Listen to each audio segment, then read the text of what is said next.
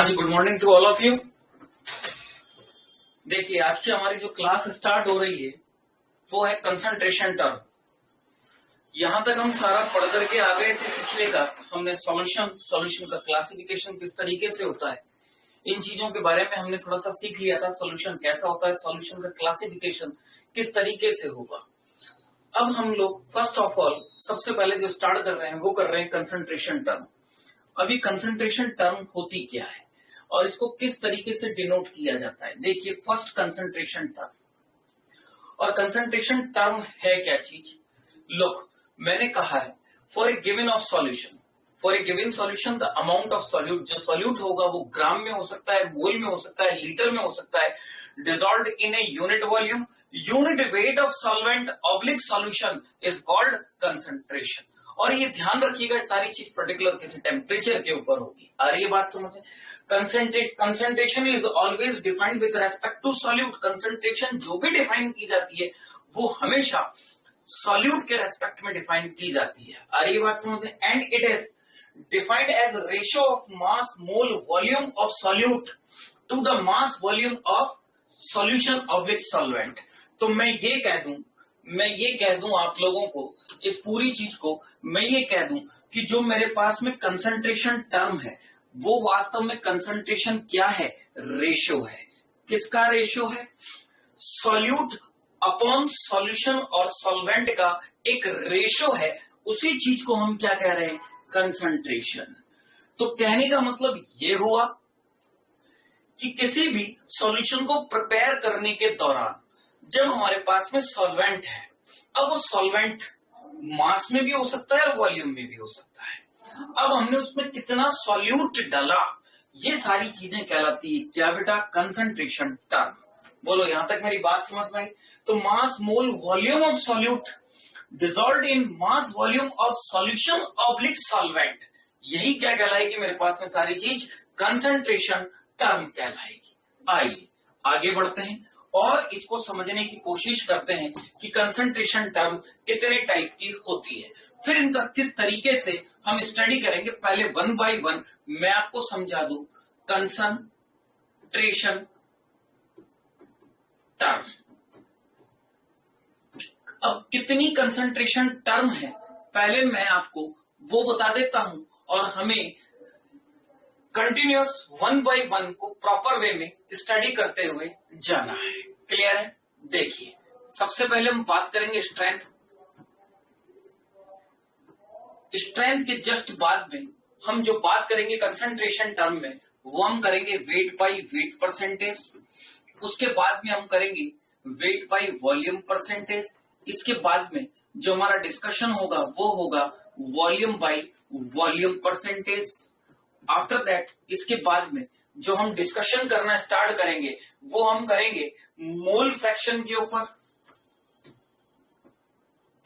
Mole fraction के बाद में जो हम डिस्कशन करना स्टार्ट करेंगे वो हम बात करेंगे पीपीबी ऑब्लिक पीपीएम पर, पार्ट्स पर बिलियन और पार्ट्स पर मिलियन। आ रही है बात समझ में। इसके बाद में जो हमारा डिस्कशन पॉइंट रहेगा वो हमारा डिस्कशन पॉइंट रहेगा कंसंट्रेशन ऑफ, क्लियर है, या कंसंट्रेशन ना कहकर के मैं कहूं वॉल्यूम स्ट्रेंथ ऑफ H2O2। ये लीजिए, वॉल्यूम स्ट्रेंथ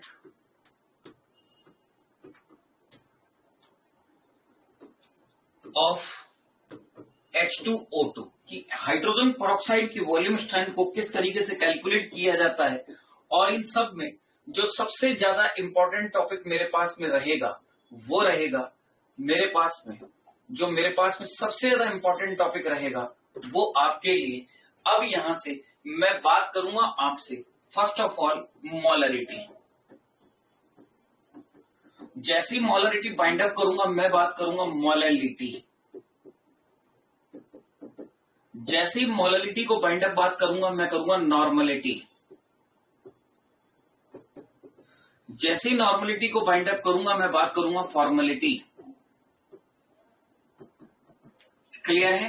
ये सारी कंसंट्रेशन टर्म हमें पॉइंट टू पॉइंट समझनी, वन बाय वन एक एक को हम समझते हुए चले जाएंगे कि ये कंसंट्रेशन टर्म किस तरीके से डिफाइन की जाएंगी। कौन कौन सी? मोलरिटी, मोलरिटी को हम कैपिटल एम से रिप्रेजेंट करेंगे, मोलरिटी को हम स्मॉल एम से रिप्रेजेंट करेंगे, नॉर्मलिटी को कैपिटल एन से रिप्रेजेंट करेंगे, फॉर्मेलिटी को कैपिटल एफ से रिप्रेजेंट करेंगे। बात समझ में आ रही है? क्लियर है? स्ट्रेंथ क्या है? Weight by weight percentage, weight by volume percentage, volume by volume percentage, mole fraction, ppm, PPB, और इसी तरीके से वॉल्यूम स्ट्रेंथ ऑफ H2O2। ये सारी कंसंट्रेशन टर्म अब हमें point two point, one by one को अच्छे से स्टडी करना है और एक एक पर बनने वाले उन सभी न्यूमेरिकल्स को देखना है जिनसे इनके क्वेश्चंस बनाए जा सकते हैं। इंपॉर्टेंट चीज ये है कि अगर आपको आपस में ये यूनिट सारी इंटर कन्वर्ट करनी आनी चाहिए, मोलरिटी को नॉर्मलिटी में, नॉर्मलिटी को मोलरिटी में, या वेट बाय वेट परसेंटेज वगैरह, इन सब के अंदर आपको बहुत अच्छे से रिलेशंस निकालना आना चाहिए, ये किस तरीके से आपस में कंबाइंड है। अब इसी चीज को एक्सप्लेन करने के लिए मैं आपसे पूछूं कि साहब कंसंट्रेशन यूनिट क्या होगी, ये कंसंट्रेशन यूनिट क्या है? आइए हम इसी चीज को देखते हैं। क्लियर है? ये देखिए, मैंने आपको कहा कंसंट्रेशन यूनिट, बोले कंसंट्रेशन यूनिट का मतलब क्या हुआ? आइए बात समझ। देखिए, मैं इस पूरी कंसंट्रेशन टर्म को दो ग्रुप्स में डिवाइड करता हूं। कितने ग्रुप्स में? दो ग्रुप्स में मैं डिवाइड करता हूं। बड़ा ध्यान से आप समझिएगा, इस पूरी कंसंट्रेशन सिस्टम को मैं दो में डिवाइड कर रहा हूं।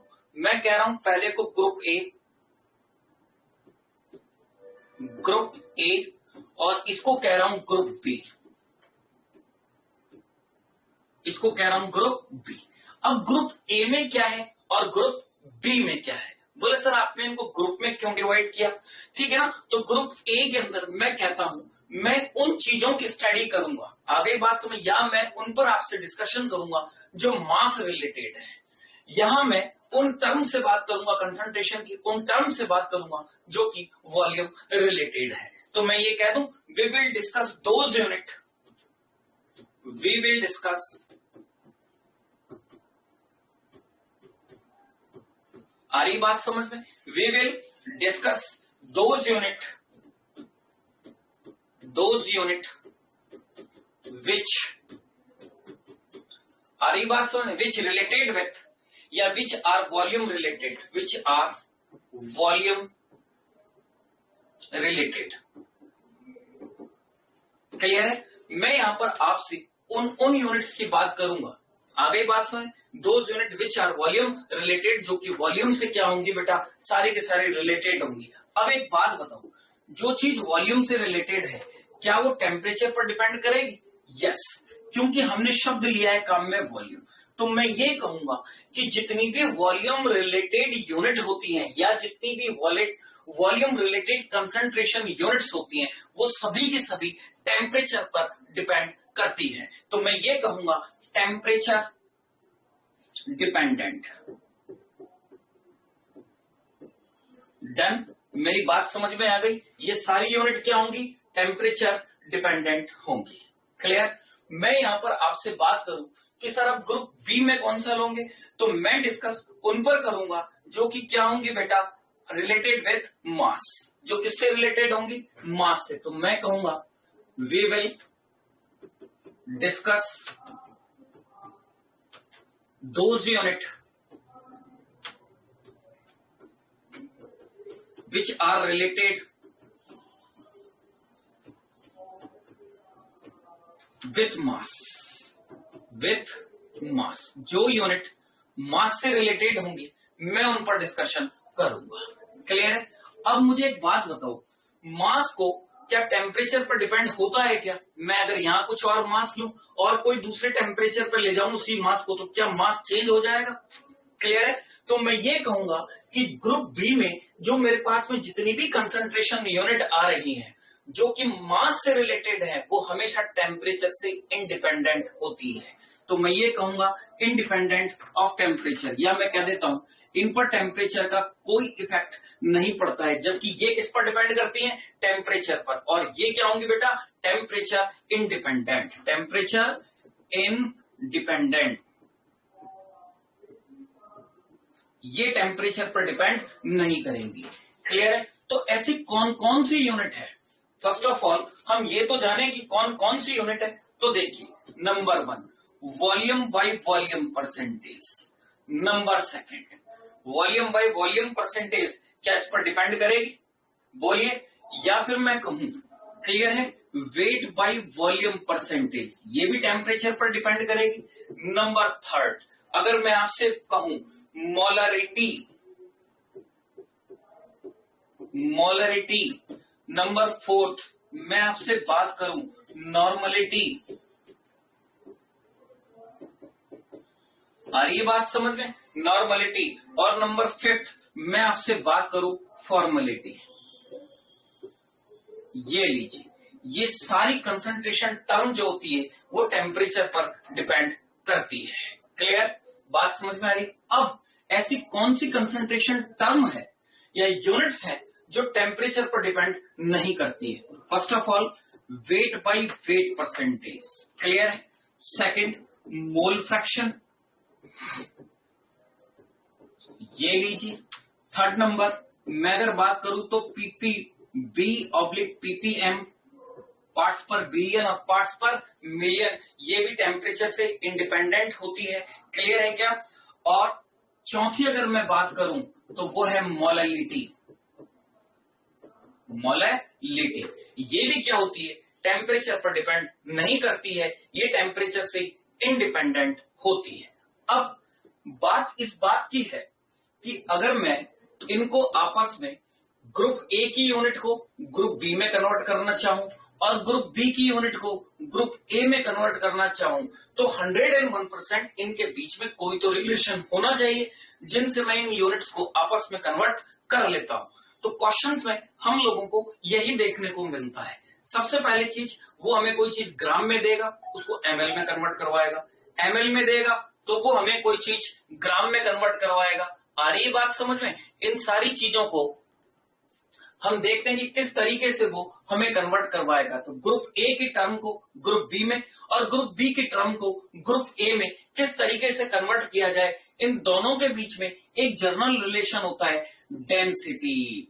अगर क्वेश्चन में आपको डेंसिटी गिवन है, अगर क्वेश्चन में आपको डेंसिटी गिवन है तो बड़ी आसानी से आप ग्रुप ए की यूनिट्स को या कंसंट्रेशन टर्म को ग्रुप बी की कंसंट्रेशन टर्म में कन्वर्ट कर सकते हैं और ग्रुप बी की जो कंसंट्रेशन टर्म है आप उनको ग्रुप ए की कंसंट्रेशन टर्म में कन्वर्ट कर सकते हैं। देखिए, mass is equal to density into volume. तो क्या मैं, अगर वॉल्यूम मेरे पास में गिवन है तो मैं आराम से ग्रुप बी की यूनिट में ग्राम वगैरह को कैलकुलेट कर सकता हूं।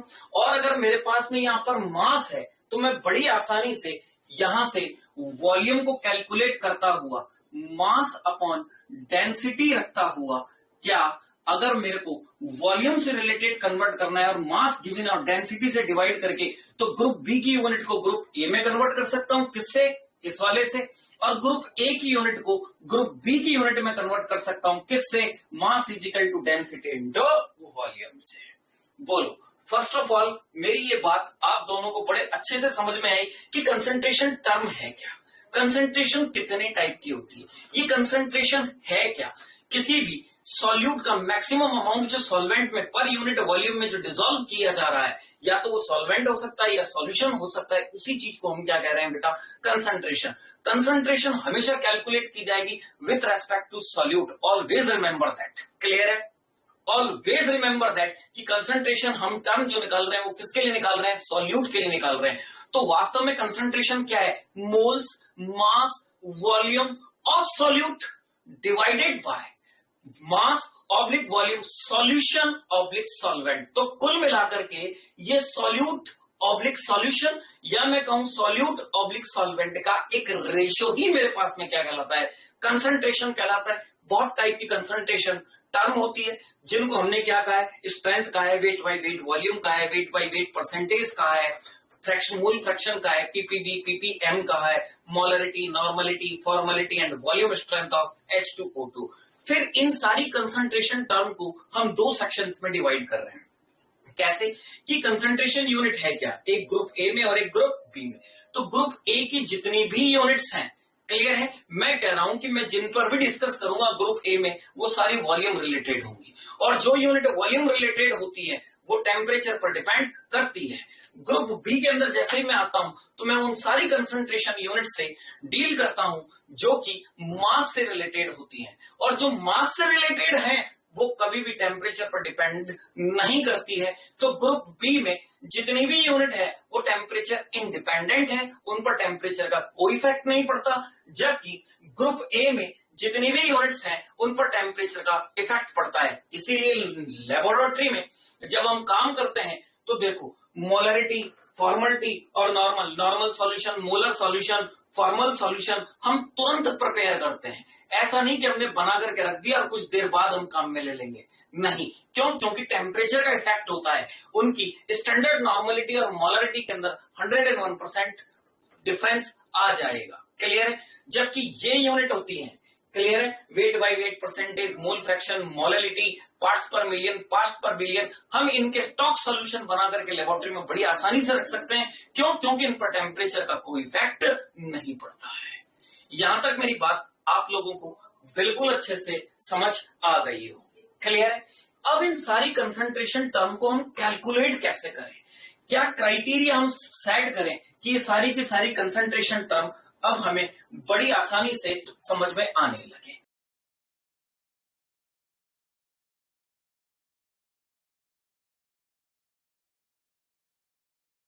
और इस कंटेनर के अंदर मैंने क्या किया, इस कंटेनर के अंदर अब मैंने यहां पर कुछ इस तरीके से ये लीजिए और बड़ा ढंग से समझने की कोशिश कीजिएगा कि इस कंटेनर के अंदर मैंने इस तरीके से क्या ले लिया, कोई भी सॉल्वेंट ले लिया है।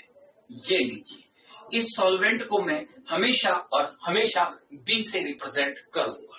क्लियर है? मेरी बात समझ में आ रही? और इसके अंदर बाहर से कोई मैंने सब्सटेंस डाल दिया जिसको मैं कह रहा हूं सॉल्यूट। क्या कह रहा हूं? सॉल्यूट। सॉल्यूट को मैं हमेशा ए से रिप्रेजेंट करूंगा। ऑलवेज ध्यान रखना, इस पूरे चैप्टर के दौरान मैं सॉल्यूट को सिर्फ और सिर्फ ए से रिप्रेजेंट करूंगा। अब सॉल्यूट जो मेरे पास में है वो दो चीजों पर होगा, बड़ा ध्यान से देखना। ये हो सकता है कि नॉन इलेक्ट्रोलाइट हो, और हो सकता है कि ये इलेक्ट्रोलाइट हो। या तो ये नॉन इलेक्ट्रोलाइट होगा या फिर ये इलेक्ट्रोलाइट होगा। जैसे ये दोनों मिले आपस में और यहां सॉल्यूशन में मिक्सचर जो तैयार हुआ है उस मिक्सचर को ही हम क्या कह रहे हैं, सॉल्यूशन कह रहे हैं। डन? यहां तक मेरी बात आप लोगों को समझ में आ गई होगी कि सॉल्यूशन मेरे पास में है क्या चीज। तो देखिए, मैं कहता हूं solution will equal to solute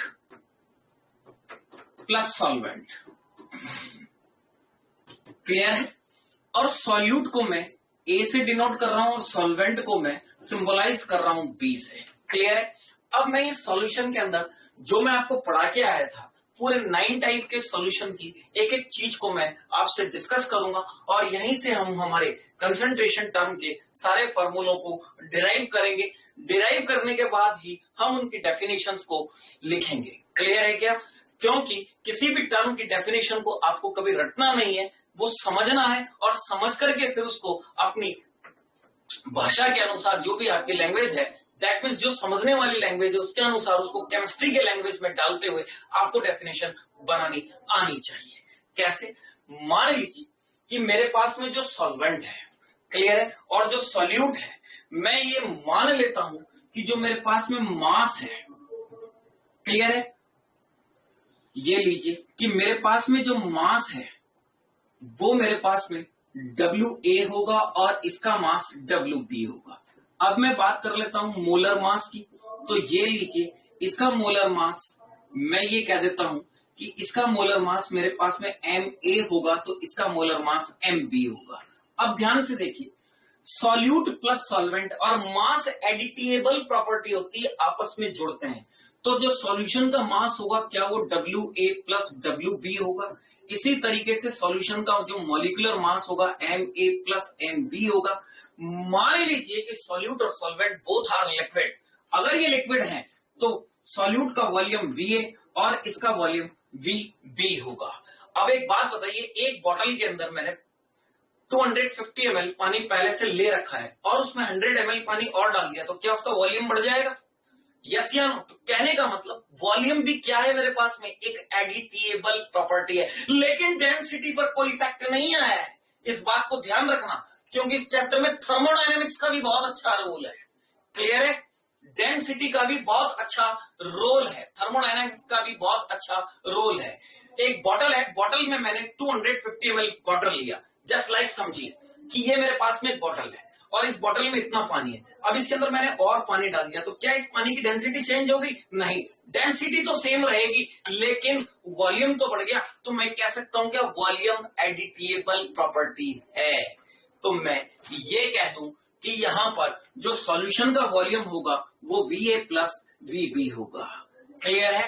मेरी बात समझ में आ रही है? अगर मैंने सॉल्यूट के NA मोल लिए हैं तो इसके NB होंगे, और मोल आल्सो एडिटिएबल, तो सॉल्यूशन के जो मोल होंगे वो NA प्लस NB होंगे। मेरी बात यहां तक समझ में आ गई? मान लीजिए कि मेरे पास में इसका इक्विवेलेंट मास EA था और इसका इक्विवेलेंट मास EB था, तो डेफिनेटली सॉल्यूशन का इक्विवेलेंट मास इन दोनों के सम के इक्वल होगा। यस या नो? क्या मेरी बात यहां तक समझ में आ रही है? अब मैं कहता हूं कि जो मेरे पास सॉल्वेंट है इसका मोल फ्रैक्शन XB है, और जो मेरे पास सॉल्यूट है इसका मोल फ्रैक्शन XA है। मोल फ्रैक्शन को हमेशा कैपिटल X से डिनोट किया जाता है, जिससे भी हम बात कर रहे हैं। और मोल फ्रैक्शन होता क्या है, वैसे तो हम पूरा ड्राइव करेंगे, लेकिन समझिए मोल फ्रैक्शन होता है क्या है, moles of component upon total moles. ये लीजिए Na प्लस NB, हम सारी बात बाइनरी की कर रहे हैं। तो यहां पर जो सॉल्वेंट का मोल फ्रैक्शन है, तो मैं क्या कह रहा हूं, moles of solvent upon total moles of solution. यहां इसी तरीके से मैं आ रहा हूं, तो मैं यहां कह रहा हूं moles of solute upon total moles of, ये लीजिए सॉल्यूशन, ये इसका मोल फ्रैक्शन हुआ। बोलिए, सबसे पहले तो ये बड़ा सा सिंपल सी ये टर्मिनोलॉजी आपको समझ में आ जानी चाहिए थी कि मैं सारे फार्मूले अब इसी टर्मिनोलॉजी को बेस लेता हुआ डिराइव करने जा रहा हूं। क्लियर है? तो देखिए, अब हम सबसे पहला जो बात करते हैं वो बात करते हैं वेट बाई वेट परसेंटेज की। किसकी बात कर रहे हैं? वेट बाई वेट परसेंटेज की। वेट बाई वेट परसेंटेज का मीन्स क्या हुआ, सॉल्यूट और सॉल्वेंट दोनों के दोनों ही ग्राम में है। किसमें है बेटा? दोनों के दोनों ही ग्राम में है। क्लियर है? अब इसको पूरी चीज को क्या मैं आपको इस तरीके से भी कह सकता हूं क्या कि ये जो मेरे पास में वेट बाई वेट परसेंटेज है, याद रखना इसको बाई मास भी बोला जाता है। तो कभी कभी अगर आपको न्यूमेरिकल्स में लिखा हुआ मिल जाए कैलकुलेट परसेंटेज बाई मास, क्या लिखा हुआ मिल जाए? कैलकुलेट परसेंट बाई मास, तो कैलकुलेट परसेंट बाई मास का मतलब ही क्या है? Weight by weight percentage. अब इसकी डेफिनेशन हमें बनानी है, लेकिन उससे पहले weight by weight percentage will equal to, देखिए, weight of solute in gram dissolved in WA plus WB into 100। ये लीजिए परसेंटेज है, इसलिए मैं 100 जरूर लिखूंगा। तो डेफिनेशन क्या बनी मेरे पास में? Weight of solute in gram dissolved in 100 gram of solution is called as weight by weight percentage. Clear है क्या बेटा? तो मैं कहूंगा कि the solute, the amount of solute, the amount of solute, the amount of solute in gram present in, clear है किसमें है बेटा? इन ग्राम में, इन ग्राम present in 100 gram of solution, 100 gram of solution is known as, आ रही बात समझ में, is known as mass percentage of that solution, is known as mass percentage of that solution. बोलिए, फर्स्ट ऑफ ऑल ये चीज बिल्कुल आपके अच्छे से समझ में आई कि मैं कहना क्या चाह रहा हूं। क्लियर है। यहां पर जो WA है मेरे पास में, ये जो WA है ये क्या है बेटा, मास ऑफ सॉल्यूट इन ग्राम, जबकि ये क्या है, मास ऑफ सॉल्यूशन इन ग्राम। याद रखिएगा ये सारी चीज किसमें है, ग्राम में है। मेरी बात यहां तक समझ में आ गई बिल्कुल अच्छे से। Any doubt Siddharth and Udit, any doubt बेटा कोई भी? No sir. बोलो बेटा, कोई भी किसी भी तरह का आप लोगों को कोई डाउट? No sir.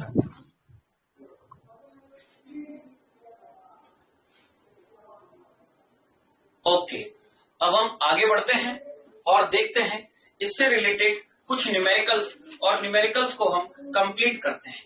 पहले एक जर्मिनल टर्मिनोलॉजी में हम इसकी भाषा को समझ लेते हैं, ये कहना हमें क्या चाहता है। तो आइए सबसे पहले ये वेट बाय वेट परसेंटेज, ये मास बाय वेट परसेंटेज का मतलब क्या है। मैं कहूं कि N aqueous solution contain 30% by mass urea. बड़ा ध्यान से समझना मैं क्या कह रहा हूं। मैं आपको जो कह रहा हूं उस चीज को आप समझना, क्योंकि यहां पर सारा खेल लैंग्वेज का है। अगर आपको लैंग्वेज समझ में आ गई तो आप इसके सारे न्यूमेरिकल्स को बड़ी आसानी से कर सकते हैं। क्लियर है ना। एन एक्वस सॉल्यूशन कंटेन, मैंने क्या कहा, एन एक्वस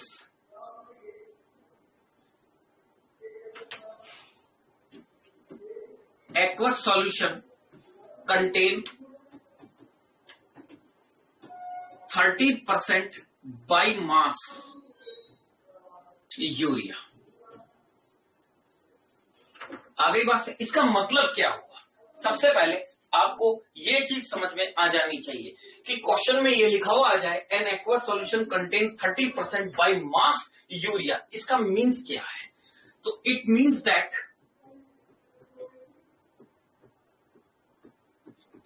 दैट इसका मतलब ये हुआ कि 30 ग्राम यूरिया को 100 ग्राम वाटर में डिसॉल्व किया गया है।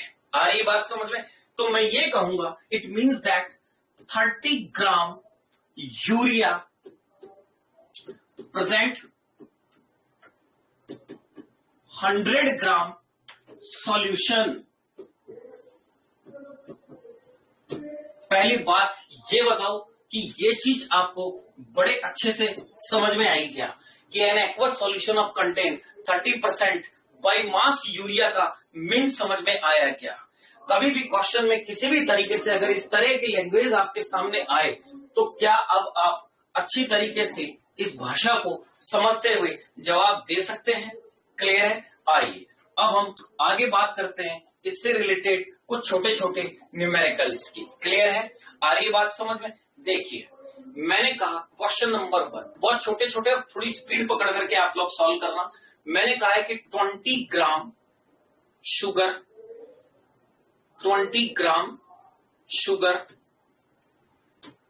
are dissolved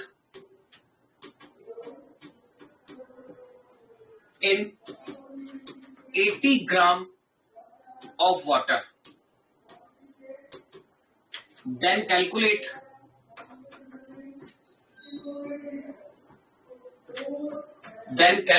weight by weight percentage. Then calculate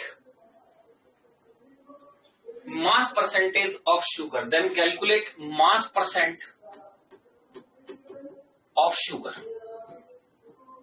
जल्दी से आप मुझे सॉल्व करके बताओ। मैं क्वेश्चन नंबर 2 भी आपको हाथों हाथ दे देता हूं। क्लियर है बेटा। देखिए मैं बात कर रहा हूं आपसे 15 ग्राम NaCl। आ रही बात समझ में। क्लियर है। Dissolve in 150 gram of water, dissolved in 150 gram of water. Determine percent by mass of NaCl। ये लीजिए, ये दूसरा क्वेश्चन। क्लियर है। फिर तीसरे क्वेश्चंस को मैं और आप लोगों के लिए लेके आता हूं। पहले ये बताओ, ये दोनों बड़ी आसानी से क्या आप सॉल्व कर सकते हो? तो देखिए, मैंने ये कहा weight by weight percentage is equal to 20/100 into 100। मैं कैसे लिया है ये?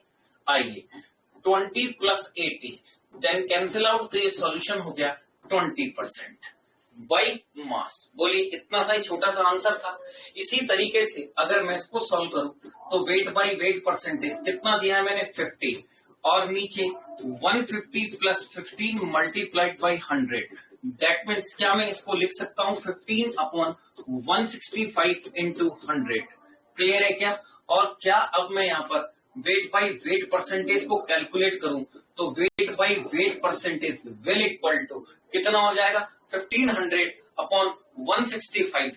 तो मैं 100/11 लिख सकता हूं क्या? ये लीजिए, कितना लिख सकता हूं? 100/11।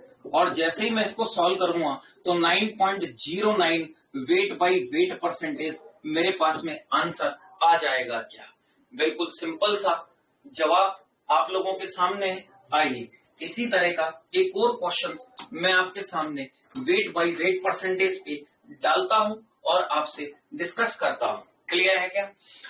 बड़ा ध्यान से आप इसको समझना और समझ करके मुझे क्वेश्चन का जवाब देना। क्लियर है? देखिए, मैं ये कहता हूं question number 3, 5.5 gram oxalic acid. क्या कह रहा हूं बेटा? 5.5 gram oxalic acid is dissolved in 250 ml of solution. 5.5 gram of oxalic acid is dissolved in 250 ml of solution. Question की लैंग्वेज को अच्छे से समझना कि मैं क्या कह रहा हूं और आपके लिए क्या लिखना चाह रहा हूं। तो 5.5 gram oxalic acid is dissolved in 250 ml of solution, ठीक है ना? And the density of the solution is and density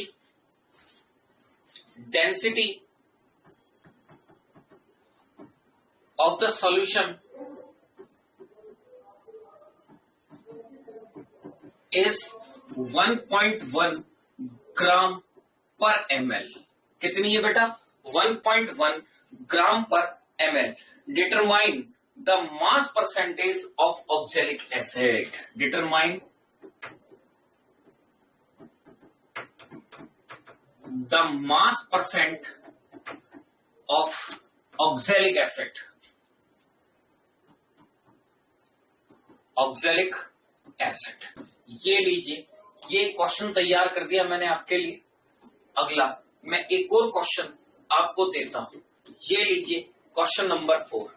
ये पहले 3 क्वेश्चन 2 मैं करा चुका हूं, इसको आप सॉल्व कीजिए फटाफट। क्लियर है ना? और फिर मैं एक और सॉल्यूशन दे रहा हूं, एन एक्वस।